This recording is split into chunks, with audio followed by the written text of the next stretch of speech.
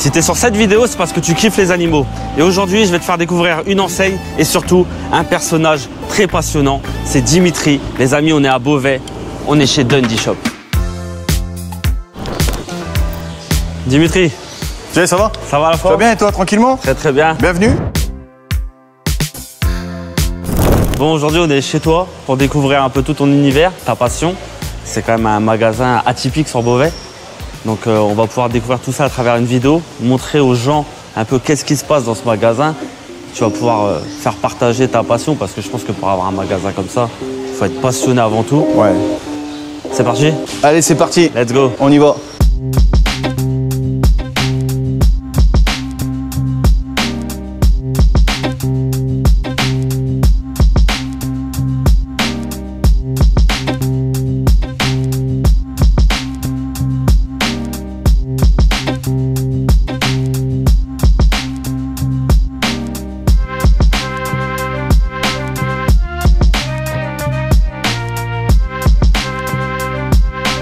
Là, on est dans ton rayon, dans ton domaine. Ouais, c'est mon fief là. Parlons un peu de Dundee Shop. D'où ça vient? Alors Dundee Shop, en fait, c'est né il y a... Alors ça s'appelait pas Dundee Shop, mais c'est né il y a plusieurs années. En fait, moi, j'ai toujours été passionné de reptiles depuis ma plus tendre enfance. J'ai toujours rêvé d'élever un crocodile, en fait. J'étais passionné vraiment par les crocodiles, en fait, tous les reptiles un peu atypiques, si tu veux. Et donc, si tu veux, en 2014, je me suis mis à fond dedans. J'ai passé ce qu'on appelle un certificat de capacité pour les animaux dangereux et tout. J'ai suivi une formation. Donc, j'ai passé ce diplôme-là. J'ai élevé mon premier crocodile, donc à titre privé, quoi, en élevage privé, si tu veux. Dès que tu as la formation, tu peux... Alors, il faut la formation, le certificat de capacité. Il te faut, à côté de ça, une autorisation d'ouverture d'établissement pour pouvoir détenir l'animal sur le lieu de détention, si tu veux. Ah oui. Donc, une fois que j'ai passé ces autorisations-là, bah, j'ai été acheter mon premier crocodile. Hein. Donc, pas en France, bien sûr, ouais, à l'étranger. Ouais. Je me suis forgé mon expérience sur les reptiles. Donc, j'ai monté crescendo, j'ai élevé pas mal d'espèces. En fait, pour te donner une idée, au bout de 6 mois, j'ai élevé 39 espèces de reptiles différents. Ah ouais? Ouais, donc ça, on remonte en 2014. Ah ouais, donc je suis un petit joueur à côté. Donc ça, c'était pour commencer, quoi. Et après, en 2017, me voilà en fait l'envie d'arrêter mon job, quoi, et de me lancer à pleines dents donc dans la passion et de créer l'entreprise. Donc là, il a fallu trouver un nom. Et c'est vrai que les potes, à chaque fois, ils m'appelaient tout le temps Crocodile Dundee, Crocodile Dundee. Tu sais, j'étais un peu l'Indiana Jones de la bande, toujours à toucher les trucs un peu bizarres et tout. Et donc, je me suis dit, bah ouais, mon crocodile s'appelait Dundee, en fait. Et je me suis dit, bah, Dundee Shop. C'est vrai que c'est des animaux qui peuvent faire peur aux gens. Des fois, en note, tu leur parles de python ou de boa ou quoi que ce soit. Les gens, ils vont avoir peur, ils vont avoir une crainte. Ouais, bien sûr. Ouais. Pourquoi aujourd'hui les gens ils vont avoir peur de ces animaux plus qu'un chat ou quoi? Parce qu'un chien peut te faire plus de mal qu'un python. Clairement. Ouais. Alors moi je pense que, alors c'est une hypothèse hein, que j'ai depuis pas mal d'années. Je pense qu'en fait c'est rentré dans les mœurs. Alors quand tu vois les dessins animés en fait des jeunes enfants et tout, le caméléon c'est toujours le gentil, le serpent c'est toujours le méchant, le crocodile c'est le méchant, l'araignée c'est la méchante, tu vois. Or moi tu vois la seule cicatrice que j'ai ici sur tout ce que j'ai élevé, c'est un caméléon qui me l'a fait. D'accord. Tu vois. Donc je pense que en fait on est plus sur quelque chose qu'ils ne connaissent pas en fait.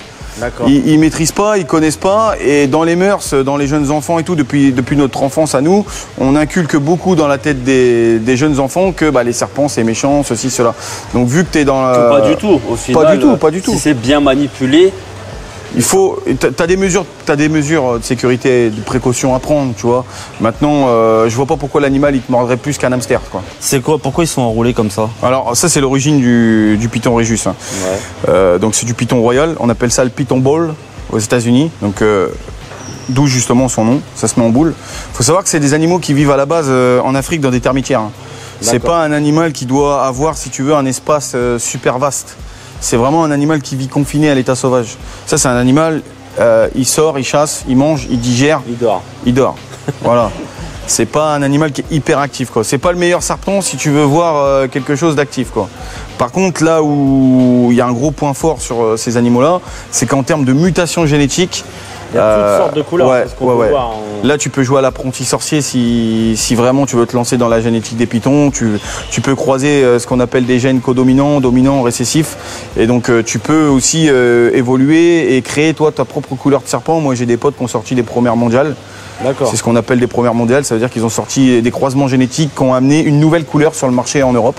Lui, il n'a aucun risque de morsure. Par contre, tu vois, il a des fossettes labiales et thermosensorielles devant. Ça veut dire que si tu viens brusquement, tu vois, ici, tu vois, il a rentré sa tête. Pourquoi? Parce qu'en fait, il a vu une grosse masse arriver devant lui rapidement. Donc lui, son moyen de défense, là, pour lui, c'était il s'enroule. T'as d'autres caractères où l'animal, il va essayer de mordre. Parce que, bah, tu vois, c'est un moyen de défense, quoi. Mais en soi, si t'arrives, t'es vraiment délicat avec l'animal, tout doux, tu vois, tu peux, hop, tu vois. Il n'y a aucun risque. C'est le serpent que je conseille à tous les débutants de serpent. Tu vois, parce que ça bouge pas, c'est pas super actif. On peut proposer des petites couleuvres, on a des panthérophyses, les fameux élaphes, tu sais. Pour moi, un élaphe, c'est moins destiné à un débutant, tu vois, parce que c'est vachement vif, c'est vachement speed, tu vois, et ça demande une place un peu plus conséquente. Donc quand tu débutes, le Python Régis, franchement, c'est idéal. Demain, j'en veux un chez moi, par exemple. Qu'est-ce qu'il me faut avec? Il me faut un terrarium? Alors, moi, je vais pas dire que je suis puriste, mais j'aime me rapprocher au plus possible en fait des paramètres naturels et du biotope naturel de l'animal en élevage. En magasin, il faut bien prendre en compte que là, effectivement, on peut pas faire des... Forcément. Demain, je te fais un biotope naturel sur mes Python Régis, tu n'as aucun client qui les voit. Donc oui, pour les vendre, c'est compliqué, tu vois. Maintenant, la meilleure méthode, ça reste quand même le rack. Mais quand je conseille mes clients, je m'approche au maximum du biotope naturel. Donc, il faut un terrarium d'environ 2/3 de la taille du serpent adulte. Ok. Après, je les fournis en cachette, surtout, parce que c'est un animal qui est nocturne, qui n'est pas diurne. Un point d'eau. Un système de chauffage, donc ça peut être soit source tapis chauffant ou bien plafond chauffant. Thermostaté, c'est important. Il faut bien thermostater. Pour changer nuit-jour. Ouais, en fait, le gradient thermique entre la journée et la nuit, comme ça, tout est automatisé. Parce que tu sais, le mec qui te dit, bah non, mais je le couperai, je l'allumerai, je le couperai. C'est impossible. Il faut se le dire entre nous, c'est impossible, tu le fais pas. Donc voilà, donc automatisé. Et puis après, un petit substrat qui va bien. Moi, j'utilise du Niocel. Je trouve ça hyper hygiénique, ultra absorbant. Et ensuite, on termine vraiment avec un tout petit appoint de lumière. Alors, ces animaux-là, faut pas les éclairer à pleine patate. Ça sert à rien. Ça sert à strictement à rien. D'accord. Ils sont cachés toute la journée, quoi. Et les amis, là, on arrive dans les fonds marins. Regardez-moi ça, comment c'est magnifique. C'est quoi, c'est un poisson clown? Alors là, t'es sur un poisson clown, donc Amphiprion cellaris, mais en mutation. Ça, c'est une forme que tu ne retrouveras pas à l'état sauvage. D'accord. Ça a été créé. Eux sont nés en France, chez un de nos fournisseurs. Donc, il reproduit beaucoup de poissons clowns, beaucoup de mutations qu'il a fait importer des États-Unis. Donc là, c'est la forme gladiator. Ici, on présente des femelles bêta koi. Donc on est sur des poissons qu'on importe directement de Thaïlande, en fait, on récupère directement à l'aéroport. Et à savoir qu'en Thaïlande, ils sont élevés vraiment avec de l'insecte vivant. Donc nous, dehors, on a 2 poubellariums, on a une culture fraîche de daphnie et de larves de moustiques. Donc on les nourrit, on perpétue en fait l'alimentation qu'ils avaient là-bas en Thaïlande, ici en France, avec une nourriture vivante. Et le comportement du poisson, ça n'a rien à voir. Tu vois, on met bien des plaques parce que là, franchement, on est face à un bêta sauteur. Hein. Ah ouais. C'est des vrais dauphins. Là, ils sautent, hein. C'est pour ça qu'on met des plaques, parce que ceux-là, tu peux me croire qu'ils viennent capter la nourriture vraiment en surface d'eau. Et ça mange les moustiques? Ouais, carrément, des larves de moustiques. Ils mangent des daphnies, des larves de moustiques. Pour les passionnés, tu vois, on a d'autres variétés. On a le bêta alien. Tu vois, le bêta alien, ça c'est pareil, ils viennent tout droit de Thaïlande. Ça, c'est très dur à trouver, ça. Il faut vraiment venir en boutique spécialisée pour pouvoir trouver ce genre de bêta-là. J'ai des clients qui veulent m'acheter un animal. Il leur faut une autorisation de détention, mais c'est pareil pour les Hermann, c'est pareil pour les iguanes. Oui. Et le mec ou la personne, je lui dis écoute, il faut l'autorisation, j'essaie de l'accompagner. Le mec qui a un peu la flemme d'écrire ou quoi, vas-y, c'est fini. Il fait 200 km, il va en Belgique, il l'achète librement. Pas légalement, parce qu'une fois qu'il revient en France, il passe la frontière, lui, il sera en totale illégalité. Maintenant, la finalité de la chose, c'est que l'animal, il est chez lui. Ouais. Tu vois, et si demain, il a un souci, il va venir me voir parce que son animal, il va pas bien ou quoi. Et moi, je peux pas me permettre de pas l'aider. Ouais. Pour le bien-être de l'animal, je vais être obligé de dire, bah, il te faut cette ampoule-là, il te faut ça, il te faut ci, tu lui donnes ça comme alimentation. Et l'animal, il l'a pas acheté chez moi. Donc ça peut être frustrant, en fait, pour un commerçant français de se dire que nous, on nous demande un tas de papiers et dans des pays qui sont frontaliers à la France, bah tout ça, ça n'existe pas, quoi. Il faudrait que la loi soit européenne, en fait. Il faudrait que... Bah nous, c'est ce qu'on demande, une uniformisation au niveau de la législation européenne. Comme ça, on est tous égaux en tant que commerçants européens, en fait. Mais moi, j'accompagne mes clients. Moi, j'accompagne. Je leur dis, vous connaissez rien. Voilà, je vous donne un max d'informations. Tu sais, quand tu es venu chercher ton lézard ou quoi, je donne un max d'informations avant de te vendre l'animal. Ouais. Je veux vraiment que tu comprennes dans quoi tu t'engages, où tu vas. Tu vois, quand je vends un perroquet, c'est pareil. Un perroquet, je suis limite psychopathe, quoi. Perroquet, je suis là, je parle avec les gens et tout. Pourquoi vous voulez acheter un perroquet? Limite, j'ai l'impression d'être un enquêteur, quoi. Il faut que les gens ils soient vraiment prêts. Ouais. Et qu'ils sachent en quoi ils s'engagent. Qui sachent dans quoi ils s'engagent, parce qu'effectivement tu parlais d'abandon, tu sais là on va rentrer en période estivale. Les gens partent en vacances. Nous tous les ans on en a. Dimanche dernier les pompiers nous ont ramené un serpent d'éblé qui a été retrouvé dans une forêt. La semaine passée ils avaient appelé un ami à moi, ils ont retrouvé un pogona dans un bois. Ouais. Enfin tu vois, ça je trouve ça pas cool, tu vois. Aujourd'hui j'ai quand même des gens, des fois qui me contactent, c'est pas encore arrivé cette année, mais tu vois l'an passé on a eu une dame. Écoutez, voilà, j'ai des difficultés à élever l'animal. Aujourd'hui, ma situation financière me permet plus de voilà.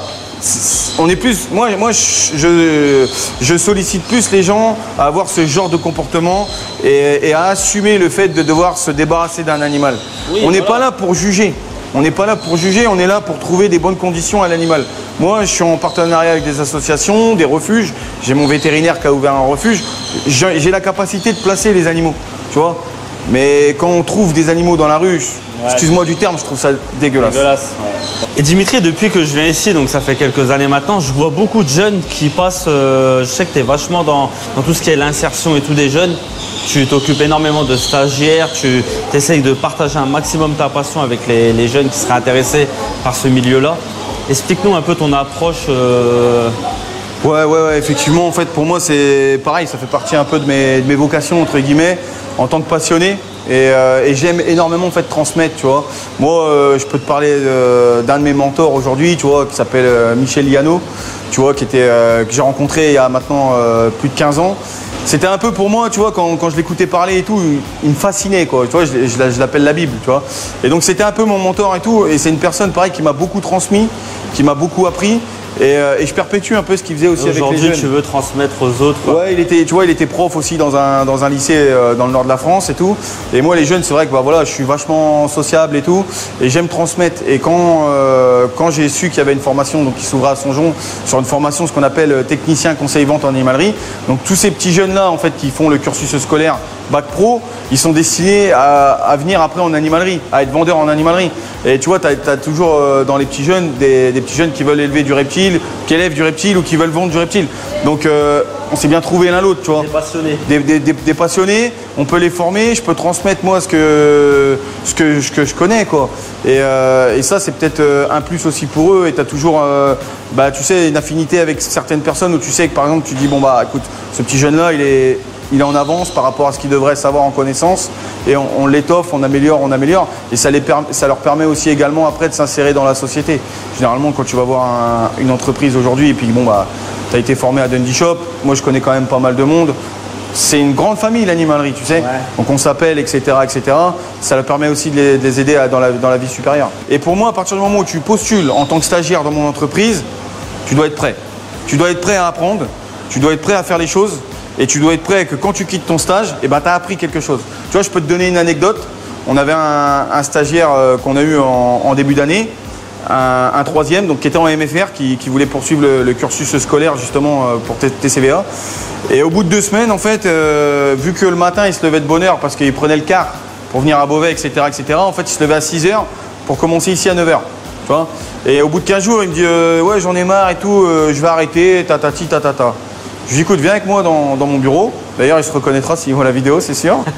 Je lui dis viens avec moi dans mon bureau. Je lui dis écoute, qu'est-ce que tu veux? Je dis il y a 2 choix qui s'offrent à toi. Je dis soit la porte elle est là-bas, tu passes la porte du bureau, tu passes la porte de l'entreprise et tu vas dormir. Moi, perso, ça me va. Ou soit tu décides de rester et sur les mois futurs, moi je m'engage envers toi à vraiment t'apprendre quelque chose. Tu vois? Et là, il est un petit peu hésitant. Je dis si tu veux aller dormir, va dormir. Si tu veux apprendre, t'es là, tu restes là. Mais je dis, t'apprendras pas en 15 jours. Mais je dis, je te garantis qu'on en reparlera dans quelques mois et que tu auras vraiment appris quelque chose parce que je vais t'apprendre des choses. Le gamin, il est resté. À la fin de l'année, câlin, il veut plus quitter, quoi. Limite, Si demain on lui fait un contrat, il signe tout de suite, quoi. Et là, tu as fait ton job. Moi, j'ai fait mon job. Moi, j'ai fait mon job parce que tout ce que je leur transmets, c'est acquis. Les amis, je suis avec Maëlie, la stagiaire Dundee. Elle est timide, mais c'est pas grave. Alors, ça fait combien de temps que tu es ici? Je suis là depuis septembre. Septembre, ok. Et qu'est-ce que tu prépares comme diplôme? Du coup, je prépare le bac TCVA. Ouais. Donc, c'est un bac qui consiste à faire de la vente en animalerie, à conseiller les clients, à savoir s'occuper des animaux, etc. Alors Maëlie, parle-nous un peu du cursus que tu vas suivre après par la suite. Qu'est-ce que tu aimerais faire? Alors par la suite, moi j'aimerais beaucoup devenir vétérinaire et me spécialiser dans les NAC. Donc après mon bac TCVA, je compte soit essayer de passer le tirage au sort pour aller en Belgique, faire mes études vétérinaires, soit essayer d'avoir le dossier pour aller en Roumanie. D'accord, ah ouais, donc tu veux vraiment te spécialiser dans ce domaine-là. Oui. Une petite anecdote, qu'est-ce que tu as déjà fait? Parce que je pense que tu es un peu passionné de tout ce qui est les opérations. C'est particulier d'opérer un lézard. Oui, avec Dimitri, récemment, on a fait une échographie sur un Pantherophis gutatus, donc un élaphe, un serpent des blés si vous préférez. Donc elle avait fait une ponte et il lui restait un œuf coincé dans le ventre. Donc avec Dimitri, on a tenu le serpent et Dimitri il a fait coulisser le slug, c'est ce qu'on appelle un slug en gros. C'est un œuf qui a cassé dans le ventre et qui risque de tuer le serpent si on ne le retire pas parce qu'il va pourrir dans le ventre et ça peut faire une infection de ses petits sémis.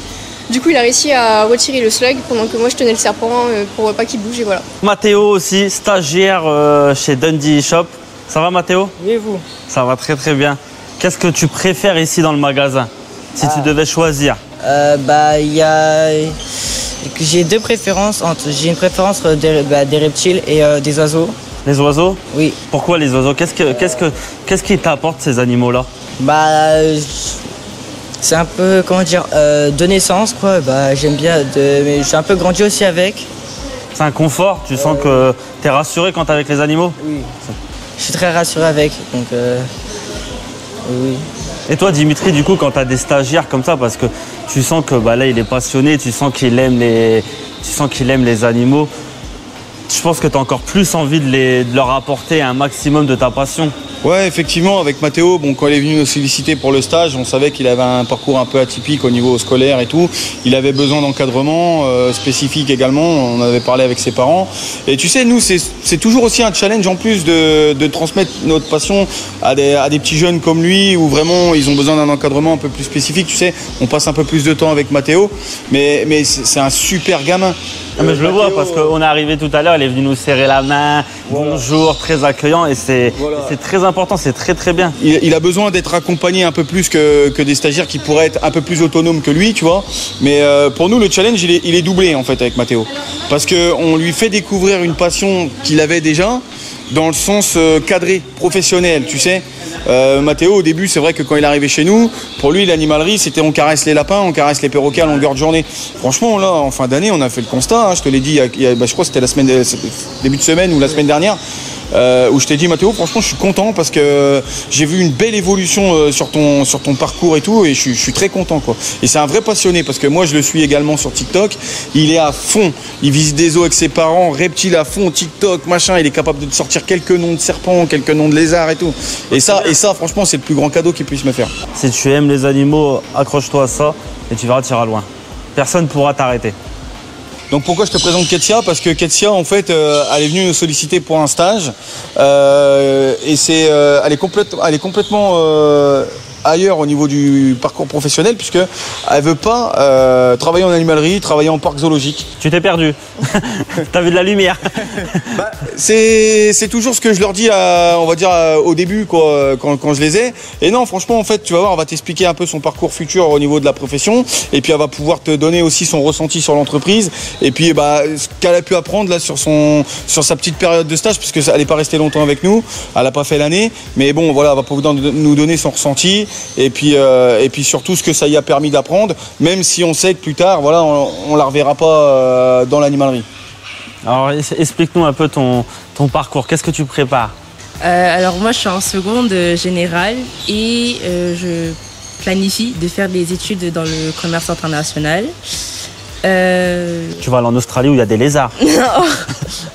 J'espère pas, mais bon voilà, après ça dépendra, mais au moins inclure l'anglais aussi dans mon futur métier, puisque tu veux gérer l'anglais. C'est la langue internationale. Tout à fait. Et alors pourquoi Dundee Shop? Alors, je vais être très honnête. C'est là où j'ai trouvé mon stage, parce que je cherchais partout, etc. Et c'est à peu près là où on m'a accepté. Donc en vrai, au départ, c'était vraiment comme ça. Mais au final aussi, je me suis dit, en vrai, pourquoi pas et tout, être entouré d'animaux que je vois pas tous les jours. Et juste, c'est une boutique aussi, donc en soi, c'est un rapport un peu, c'est un commerce en soi, donc c'est un rapport avec ce que je vais faire plus tard. Donc voilà. Est-ce que tu as vraiment rencontré la famille, la famille Dundee Shop? Comment on t'a accueilli ici? Comment tu vois ton évolution par rapport, même si le stage il était pas long?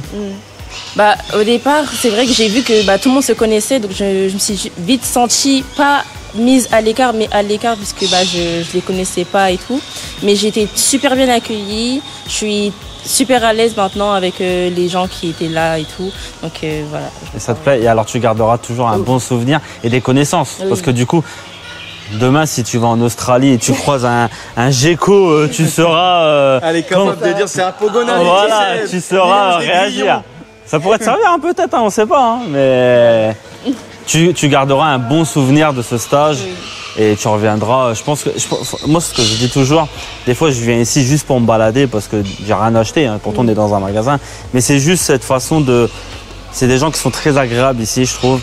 Et je pense que même si ton stage se termine, tu finiras toujours par revenir ici à un moment, dire bonjour. Ouais. C'est juste ça, un café, juste voir 2-3 copains. Et ça, j'en suis sûr. Mec, viens voir, on arrive dans la caverne d'Ali Baba. Oh, Julien, tu vas kiffer ça. Je vois des toiles d'araignée là. C'est une spéciale dédicace à Julien, ça. Non, mais tu vois, Maëlie, elle va pouvoir te montrer des petits geckos à crête qui sont nés là, la semaine passée. Tu vois? Alors là, les amis. Attends, je vais éteindre la musique. Ouais, vas-y. De quoi tu peux pas? Ah mec, il y a un cadavre. T'inquiète, ils te font rien. Ils sont morts. Mec, c'est énorme. Vas-y, mets-moi ça ailleurs. Ferme les yeux. Ah, tu veux que je retire les mus? Ouais, les exuvis. Tiens, je les mets là. Vas-y, c'est bon. Viens, Julien. Ah, parce qu'ils sont morts. Y'a rien, c'est bon. À l'aise.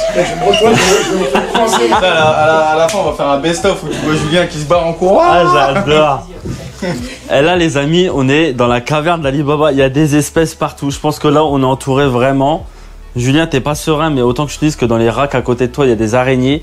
Mais il est super beau celui-là. Ouais, là, on est sur une femelle Gastropholis prasina. Donc ça, c'est une commande client, tu vois, qu'on a eu. Donc il faut faire attention avec les geckos à crête. Ça saute. Ouais, même dès la naissance, ils sont super vifs.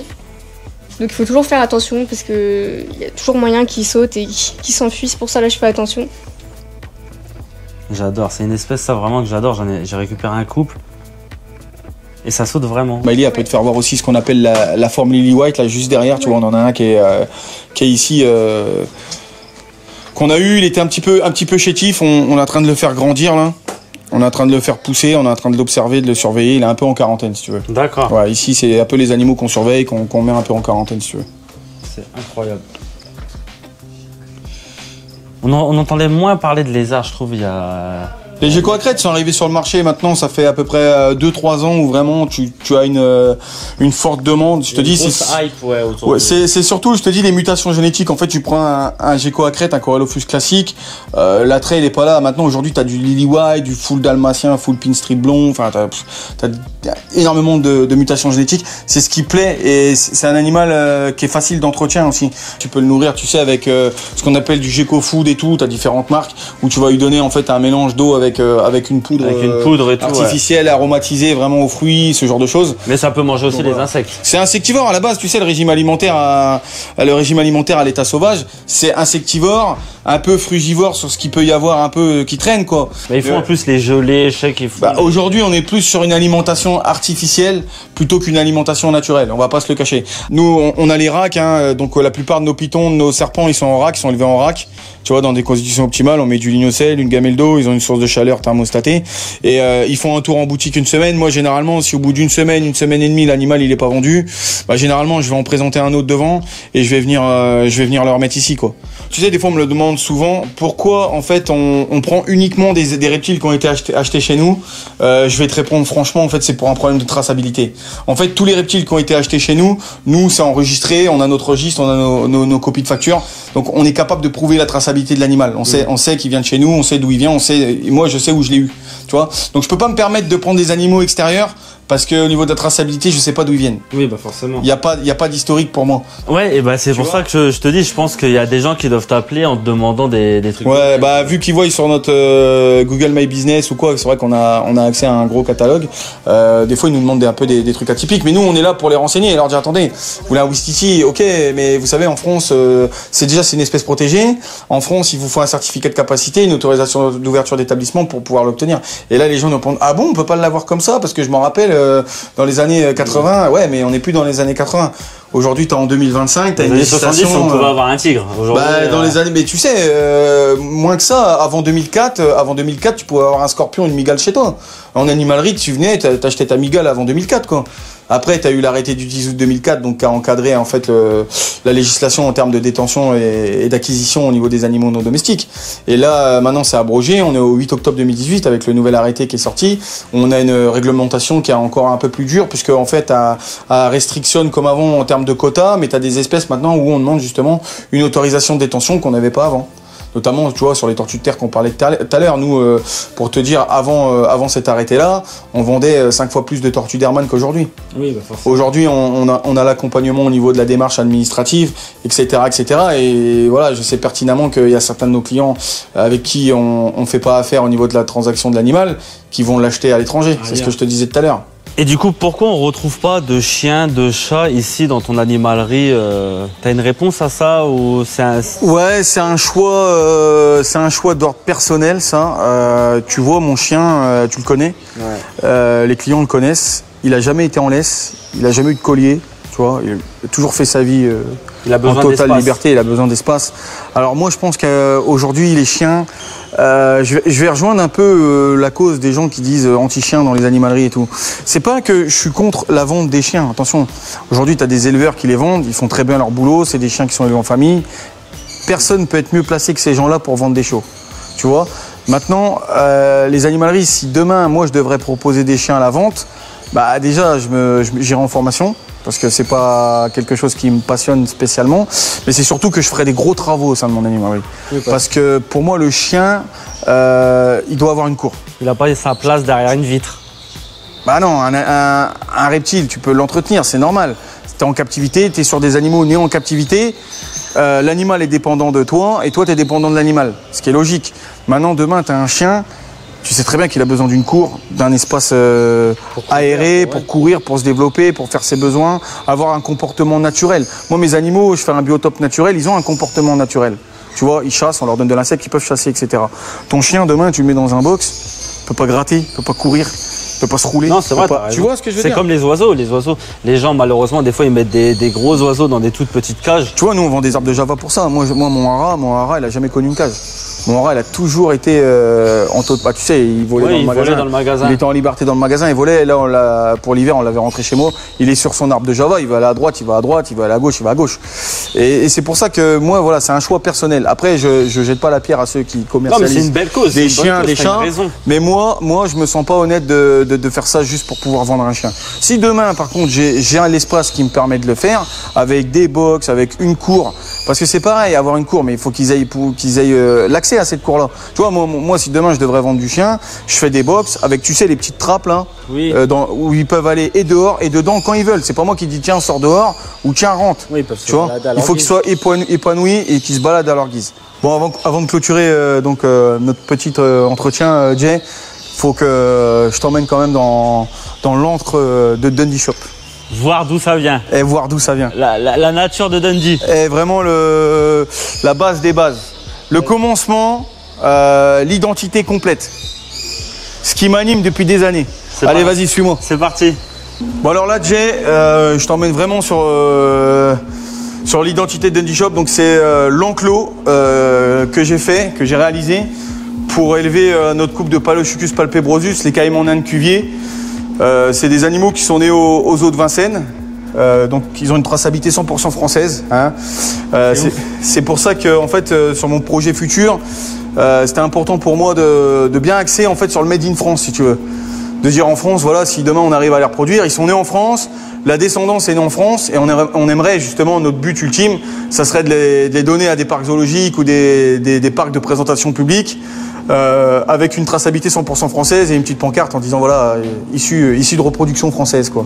Ces animaux que tu retrouves à l'origine en Guyane. D'accord. Voilà. Ah ouais, c'est... Donc là, je vais t'emmener voir Maya ici un peu plus près. Tu vas voir, ils sont pas agressifs. Ça reste. Alors, aux yeux de la loi, c'est considéré comme des animaux dangereux. Attention, il faut bien le remettre dans le contexte. Ça reste des crocodiles. C'est un crocodile ou quoi? Ça reste des crocodiliens. C'est de la famille des alligators. Maintenant, on est sur des animaux qui ont été manipulés depuis leur naissance, qui sont, on peut le dire, un peu imprégnés.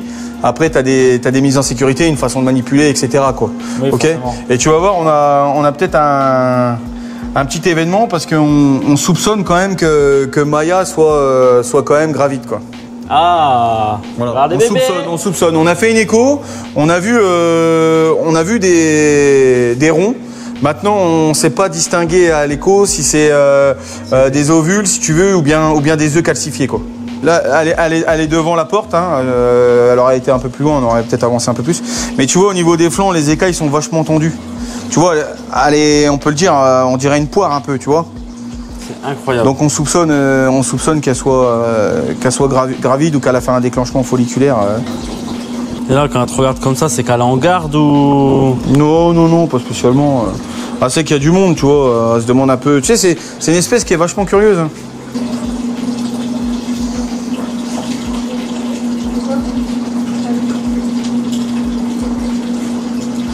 Ah, c'est... Et tu vois, là on va te présenter Hunter, c'est notre mâle. Et lui, tu vas voir comment quand on les nourrit, tu vois. Donc, comme je te disais, tu vois, il sait. Et tu vois, le fait d'entendre la pince, tu vois, il réagit. Ah ouais, c'est ouf. Tu vois. Et ça a été pour nous un petit travail qu'on a fait avec lui au début, tu vois. Et là, on est capable de te le faire venir où tu veux qu'il vienne. Tu vois.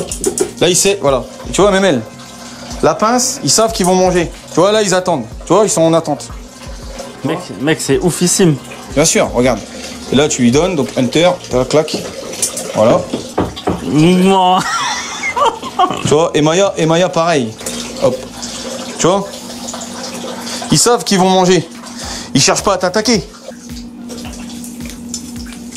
Ça, c'est ouf. Tu vois. Mais juste le fait d'entendre la pince, hop, ils savent que c'est l'heure de manger. Non, parce que tu vois les dents. Ouais, Ils ont quand même des belles dents. Hein. Ouais, bien sûr. Hein. Et ça, l'espérance de vie d'un caïman comme ça? On va dire connu à l'état sauvage à la base. Tu pars sur une espérance de vie d'une 20aine d'années. En captivité, maintenant, tu peux rajouter, quoi. Tu peux rajouter. Mais tu vois, elle est quand même bien grosse, elle. Et puis, le fait là d'avoir frotté un peu partout, là, avec sa tête, elle a frotté un peu le sol et tout. Là. Et ça, il y a des petits signes. Comparé à d'autres espèces de lézards, c'est que tu peux les laisser ensemble tout le temps. Il y a pas. Ouais, là, c'est un couple qui vit ensemble, qui a été élevé ensemble, en fait. Il n'y a pas de danger de bagarre ou de... Non. Lui, il attend qu'une chose, là, il en veut. Je te dis, on t'a fait voir un nourrissage, voilà, pour pas s'éterniser, mais cet après-midi, on va refaire encore une session nourrissage. Mais tu vois, tu lui dis, tu viens ici, si tu fais ça, la pince ici, il va savoir que c'est ici, tu vois. Tu vois ce que je veux dire? Ah, c'est dingue. Tu vois, on les habitue comme ça. Et je te dis, tu vois, tout à l'heure, je l'ai manipulée, il n'y a aucun problème, tu vois. Tu peux la toucher, elle va pas te mordre la pince, tu vois. Ah ouais, c'est ouf. Tu vois, Maya, bon là, c'est bon, elle a compris qu'elle aura pas d'autre. Madame, elle va aller faire une baignade. Ah non, c'est très impressionnant. Est-ce que tu as envie de mettre ton doigt juste? Absolument pas. T'élèves pas des crocodiles dans l'optique de te dire ouais, écoute, ça coûte pas spécialement cher par rapport à un crocodile. C'est ça. On se dit, c'est un crocodile, tu vois, pour te donner un ordre de prix, un caïman nain aujourd'hui, t'en trouves à 400 balles. Bébé, 400 balles, t'en trouves. Donc, tu vois, le mec, il dit, t'as 400 balles, un crocodile, c'est pas cher. Ouais, mais un crocodile, peut-être 400 €. Mais à côté, l'enclos, il en vaut 10 fois plus, quoi. Tu vois, t'as une grosse préparation, tu vois, on est sur de la terre naturelle et tout, on est sur de l'humus, on a de la roche naturelle, etc., quoi. On met pas de plantes naturelles parce que, ils arrachent tout. Oui. Concrètement, tu mets des plantes naturelles, ils défoncent tout en une journée. Mais voilà, tu as une grosse maintenance. Donc ça, c'est l'enclos provisoire. Pareil, quand ils vont grandir, on va adapter l'enclos. Hein. Là aujourd'hui, ça leur suffit, il faut être honnête. Et ceux-là, tu les gardes ici, chez toi, ici. Ouais. Ceux-là, ils restent ici. En fait, nous, Dundee, on l'a placé au refuge de Caha, que mon vétérinaire a ouvert. Il avait besoin d'un crocodile pour présenter un peu au public et tout. Donc c'est vrai que Dundee, il vivait seul et tout. Nous, on n'avait pas l'ouverture au public, tu sais, on a le droit qu'aux 7 jours par an. Donc du coup, on a trouvé ça logique en fait de pouvoir le placer là-bas. Et puis nous, on va le voir de temps en temps aussi, hein, on a toujours de l'interaction avec. Et mon projet à moi, c'était vraiment, je te dis, ce qui me tenait à cœur, c'était vraiment vraiment réussir à... J'ai déjà eu des œufs avec Dundee et sa femelle, j'ai eu des œufs, j'ai jamais eu de bébé malheureusement. Donc j'ai soupçonné à un moment qu'en fait qu'il soit stérile, que Dundee soit stérile. Et donc là c'est pour ça que je réessaye avec Maya et Hunter. D'accord. Et j'espère aller au bout du projet et puis d'ici quelques temps, c'est pas cette année, ça sera pas cette année, peut-être l'année prochaine, peut-être dans 2 ans. Ça sera le Graal. Mais voilà, le Graal, le jour où je te dis, Jay, putain, viens, viens. On fait une autre vidéo. On fait une autre vidéo, c'est un truc de fou, c'est un truc de malade. Et voilà, ça sera mon plus grand plaisir et ça sera l'aboutissement pour moi de, je te dis, depuis 2014 d'élever les crocodiles, quoi. D'élever les crocodiliens, quoi. Une espèce que j'apprécie particulièrement, que je kiffe à 2000%, quoi. Et c'est l'identité de notre boutique, quoi. C'est un peu notre histoire, quoi. Notre histoire de se dire Dundee Shop est né grâce à cette espèce-là, parce que c'est vraiment l'espèce qui m'a attiré en premier lieu. Vraiment, quand j'étais adolescent, passionné et tout, je me suis toujours dit je veux mon crocodile. Je veux élever ça, je suis à fond dedans, tu vois. Voilà, les amis, l'histoire de Dimitri, Dundee Shop, c'est à Beauvais. Venez voir sa boutique. Venez, il est super agréable, il a toute une équipe derrière. Depuis tout à l'heure, il nous suit, on dirait qu'on est dans une sortie scolaire. Mais c'est très très agréable. Ah, ils sont merci. Et ben merci à vous, merci à toi, merci à Julien aussi. Ouais. Hein, on voit pas spécialement derrière la caméra, mais on l'a vu tout à l'heure avec les on l'a vu, ouais, il était pas trop à l'aise. Mais voilà. Merci à vous surtout pour ce que vous faites et tout. J'adore votre contenu, super moment avec vous. Et puis bah s'il y a des futurs clients qui nous connaissent pas encore sur Beauvais, on est 5 impasses de Pinsonlieu. Et n'hésitez pas, je suis donneur de conseils à 2000% et on peut peut-être régler vos problèmes et vous accompagner même dans vos projets futurs.